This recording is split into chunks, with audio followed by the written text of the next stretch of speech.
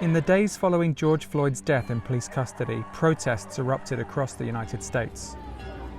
Most were peaceful, but in some cities there was looting, vandalism, and skirmishes with police. The Post found that during 6 days of unrest, from May 28th to June 2nd, at least 12 people lost vision in one eye after being struck by police munitions. 8 of those injuries occurred on just one day, Saturday, May 30th, in states from California to Ohio. 6 of the injured were men and 2 were women. They were hit with what are called less lethal weapons, beanbag rounds, pepper balls, and in one case, a gas canister. So I squeezed my eye shut and started yelling, "I'm pressed, I'm pressed." I never thought I was going to go to a protest and lose an eye. Whatever did just happen is catastrophic. When it hit me, I just noticed the blood just coming out. Something like a fire had exploded in my face. And they turned around that corner, and then all of a sudden I was struck in the eye. It was like I was burning up, I'm being burnt alive. The pain, my eye was like the size of a softball at that time. Most of the police departments and law enforcement agencies involved said the incidents are under investigation. Several said projectiles were fired because rocks or other objects had been thrown at officers. Others said it was because crowds refused to disperse. The Post interviewed witnesses and reviewed 911 calls. He's bleeding a lot and it hit his left eye. Police reports, cell phone and surveillance video. In 3 cases where we obtained extensive images and video, those who were injured posed no obvious threat to the police. In each instance, video appears to undermine official accounts of the incident. The first of the 8 people blinded is Linda Tirado, a photojournalist covering unrest in Minneapolis. She is struck at about 12:30 a.m. local time. Later that day, roughly 600 miles away, a second person is injured, this time a protester. They have now released the tear gas. At about 5:15 p.m, police in riot gear begin firing gas at a crowd of protesters blocking traffic in an intersection that they've been ordered to leave in downtown Fort Wayne, Indiana. Protester Balin is seen standing with his hands up. He turns to run. Just 18 seconds later, he is struck in the eye with a gas canister. Peaceful protest! I had turned back around to kind of watch what was going on around me and, make sure nothing was coming up behind me, and it was within 30 seconds of me being turned around that I got hit in my eye.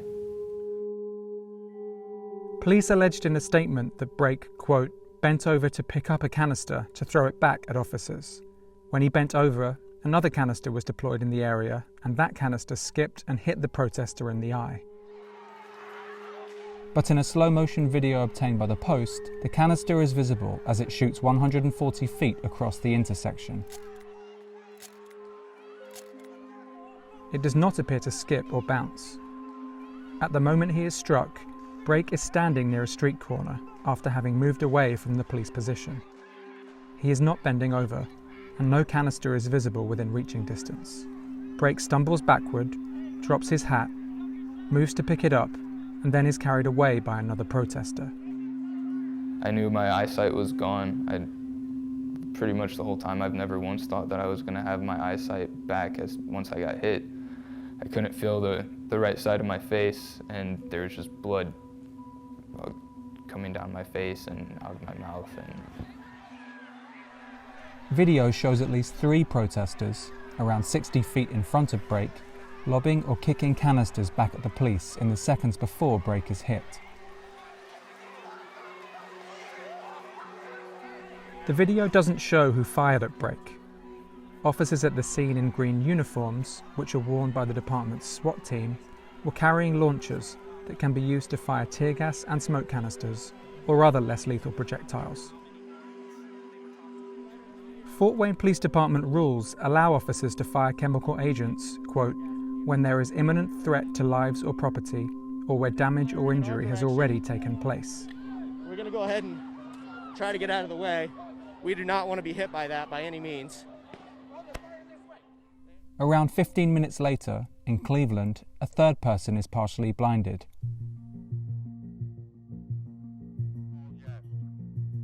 Protesters that day had smashed windows at the Justice Center, which houses the police department and the courts. Squads 3 and 4, did you hear the order? Gas up. Put your mask on. Cleveland police and Cuyahoga County Sheriff's deputies had attempted to clear the area near the building's main entrance on Lakeside Avenue using stingball grenades, flashbangs, smoke and gas to push back protesters. At about 5:20 p.m., 2 hours into the chaos, a traffic camera captures footage of John Sanders moving away from the crowd.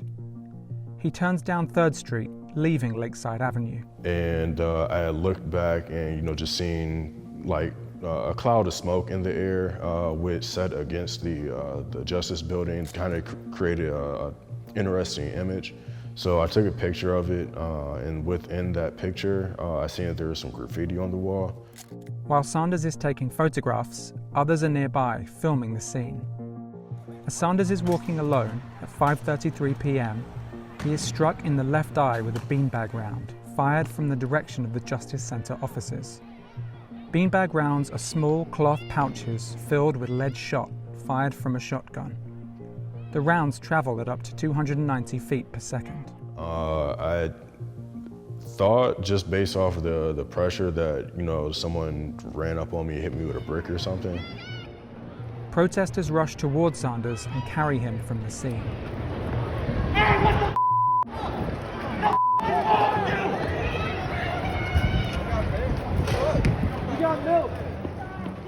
It wasn't until they sat me in the corner and I finally opened my eye again. At that point that I realized I just got shot, and the pain slowly started to creep in. Roughly 25 minutes before Sanders is shot, an officer is seen with a shotgun inside the Justice Center. Cuyahoga County deputies used Mossberg 590 shotguns to fire beanbag rounds, a spokeswoman said. The Sheriff's Department has said that its deputies fired less lethal rounds to, quote, prevent breaches of the Justice Center. The department's rules permit this to, quote, control a combative subject. Surveillance video and photos taken by another protester hit in the same location about 19 minutes later show deputies inside the Justice Center offices. Through broken windows, they are pointing guns that fire pellets and pepper balls. Over the course of the next several hours, 3 more people suffer injuries that leave them partially blinded. Brandon Sains in Dallas,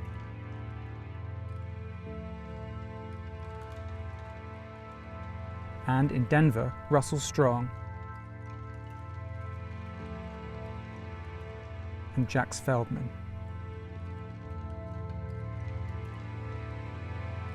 Shortly after 8 p.m. Pacific time, a 7th person is injured.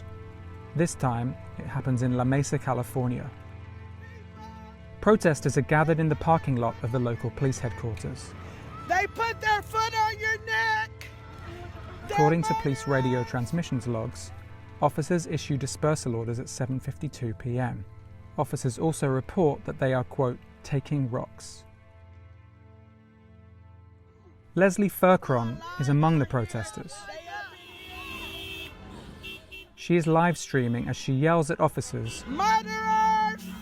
Murderers! Murderers! And I was with my friend Bridget. We both were saying the same things, made a few statements. She begins to walk away when police start firing gas. I'm walking across. It is the latest of several attempts to clear the parking lot. Furcron reaches the edge of the parking lot. She turns the camera on herself, sips from a canned drink, then tosses the can in the direction of the police, who are around 130 feet across the parking lot. 2 other officers are positioned on a terrace above the La Mesa Police Department. 6 seconds after tossing the can, Furcron is struck. Oh my God! Oh my God! Oh my God! We need help! We need help! I felt like it was fire in the hole. Like I was like, oh, and I just started screaming. I couldn't see it. And your body is just like on fire. A beanbag round lodged itself in Furcron's face between her eyes. Oh my God! Oh my God! La Mesa police officers used Remington 870 shotguns to fire beanbag rounds, a spokesman said. The department's rules say beanbag rounds may be used, quote, to stop aggressive behaviour which, if not stopped, may result in serious injury or death. An account of the evening released by the police department said a beanbag round was fired toward Furcron after she was, quote, observed throwing an object at officers. La Mesa Police Chief Walt Vasquez said he believed the object was a can. I believe it was a can. Furcron said she was put into an induced coma. I had to learn how to pick things up again, how to walk again, how to use the bathroom. They weren't going to let me out the hospital until they fully did all those things with me and got me back to strength. And was released from the hospital after 9 days. Furcron said she believed the beanbag shot came from the direction of the terrace. Because at the time, Bridget had told me, Leslie, look, they're shooting from the top tier. And after that, I was shot a little bit after that. The Post spoke with 2 witnesses who corroborated her statement. If true, the officer shot at Furcron from around 90 feet away. An hour and a half after Furcron is injured, Sean Stearns is partially blinded in Kansas City. Of the 8 people who were partially blinded that day, 4 lost an eye, including Braken Sanders. 3 permanently lost vision in one eye. Furcron lost vision in one eye, and doctors do not know if or when she will regain it. There was 4 fractures in my face. I believe there's 3 around here and then 1 down here. Then I had 2 lacerations, 1 through here, 1 through here. Then my eye was ruptured, was the injury. It affected a lot of things, like my balance. I'm still learning, trying to keep my balance sometimes. But right now we're just waiting for the eye to either recuperate some strength and to stay in there for a little bit longer, but there's no vision, so eventually it's going to lose its strength, die off. And the fact that it's, this is the last thing I have to be able to see the world, is very scary, and the thought of taking my eye out, it's definitely what I'm considering right now. A ton of lead pellets were found in my eye and on the outer side of my eye, just covered in blood. The beanbag was removed from my eye. They also found my eyelid because that was ripped, and they found that back in my sinuses. I'll be honest, there are days that I, get up now and it's just like, man, really another day like this. But, I know that I can't think of it that way because every day is going to be like this. I have dedicated, half a decade to covering these things, and I don't know if I'm ever going to be able to go out in the field again in that capacity, because you don't want to be a danger to yourself or others. It's been really difficult to even pick up a pencil or a pen and try to look at the canvas because there's no center anymore, And so that's been really difficult to try to overcome that and find a way to still create, because it's something that I rely on to be happy. I've lost my vision in my left eye. I have 20/20 in my right. I have had the eye doctor said all this got hit and it's all shattered. I gotta wait for somebody to come take me somewhere and do stuff for me.